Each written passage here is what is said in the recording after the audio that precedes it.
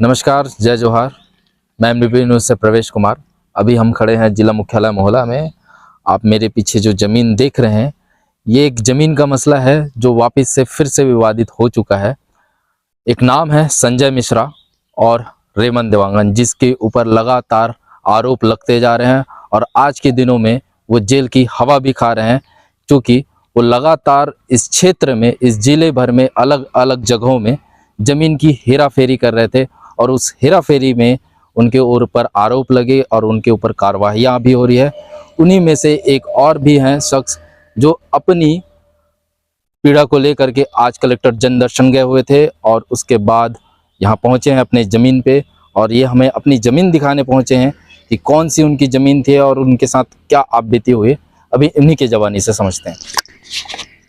ये क्या नाम आपका? प्रवीण कुमार साहू है मेरा नाम। ग्राम मोटूटला का रहने वाला हूँ जी। भैया, क्या समस्या हुई थी जिनकी वजह से आपको कलेक्टर जन दर्शन जाना तक पड़ गया? मैं मोहला में एक ना जमीन मैं मोहला में एक जमीन लिया था 12 डिसमिल, और वो जो संजय मिश्रा और रेमन देवांगन जी। जिसने मेरे को बेचते समय जमीन दूसरा दिखाया, और देने के बाद में वो जो जब हम लोग अंतिम में देखे तो उसका जो नक्शा अलग से कटा है ना।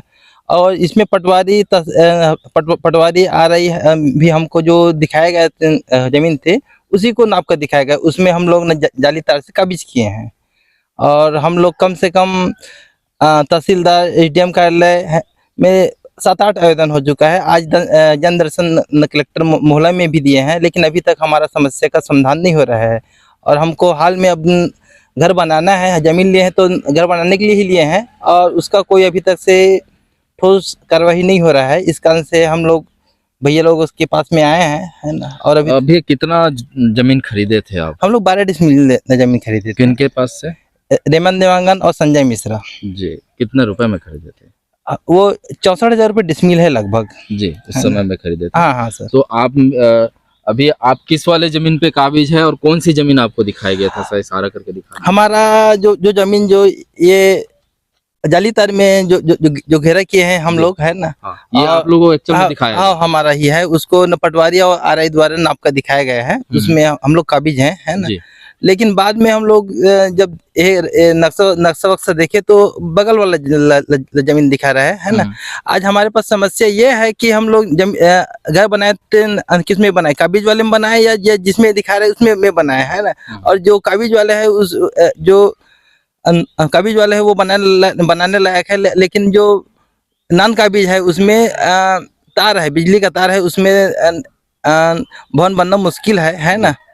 और हम लोग के लिए बहुत बड़ी समस्या उत्पन्न हो चुका है। अब हम लोग क्या करें, है ना। लगभग 8-9 बार ना एसडीएम कार्यालय, तहसील कार्यालय के चक्कर लगा चुके हैं, लेकिन हमारा कोई सुध नहीं ले रहा है। चलो ठीक है। तो इस मामले में जो जमीन दलाल है संजय मिश्रा और रेमन देवांगन का क्या कहना? उसका ना कहना था वो पंचनामा दे चुका है कि हम लोग ना इसको आपके नाम में कर देंगे कहकर, है ना। और अभी तक नहीं किया। और एक बात तहसीलदार भी हमको ना पंचनामा में लिख कर दिया है कि 2-3 दिन में इसको कर देंगे कहकर, उसके बाद में नहीं किया। और उसके बाद में हमको तहसीलदार ने बुलाकर स्पेशल इस जमीन को बेच दो, है ना, कहाँ लफड़े में पड़ने वाले हो, मैं बेचवा देता हूँ, ऐसा कहकर वो तहसीलदार का भी बोलना है। तो हम लोग बेचने के लिए जमीन थोड़ी लिए हैं। हम लोग अपने खुद के ना एक लिए हैं, उपयोग के लिए हैं, है ना। ये कौन से साल की बात है? ये लगभग 1.5 साल पहले की बात है। 1.5 साल पहले की बात। उसका मेरे पास पावती सब है वहाँ पे, है ना। उसमें पंचनामा भी ये किया है, और मेरे पास साक्ष्य सबूत सब है ना। 8-9 लोग भी है, और वो दस्तखत भी किए हैं उसमें। आप लोगों के पास गवाह है, पंचनामा वगैरह सब उपलब्ध है? सब उपलब्ध है सर। चलिए ठीक है। तो ये थे साहू जी, और इनकी ज़मीन का मामला है कि कैसे यहाँ के जो ज़मीन दलाल हैं वो दूसरी ज़मीन दिखा करके दूसरी ही ज़मीन की रजिस्ट्री करा लेते हैं। प्राइम लोकेशन में वो ज़मीन दिखाएंगे और पीछे की ज़मीन की वो रजिस्ट्री करा लेते हैं। इस तरीके के और भी बहुत सारे मामले इस क्षेत्र में लगातार बने हुए हैं, और उन्हीं में से एक मामला है जिसके लिए लगातार ये कलेक्ट्रेट कार्यालय में भी जा रहे हैं और तहसील कार्यालय, इवन अनुभागीय दंडाधिकारी जी के पास भी गए हुए थे। भैया आप लोग कब से कानूनी लड़ाई लड़ रहे हैं, कब से आप लोग तहसील कार्यालय के चक्कर मार रहे लगभग ये 2 साल हो गया हैं? 2 है साल ना। से लगातार 2 साल से लगातार लड़ रहे हैं, लेकिन अभी तक से कोई हासिल नहीं हो रहा है ना। और हम लोग तो अगर अभी तक से ये जमीन का मसला हल हो जाता तो हम लोग ना घर वर बनाने के पूरा फिराक में पूरा जुगाड़ हो चुका है, लेकिन है ना जी। अब बनाए तो बनाए किसमें बनाए है ना, दूसरे चलो में। ठीक।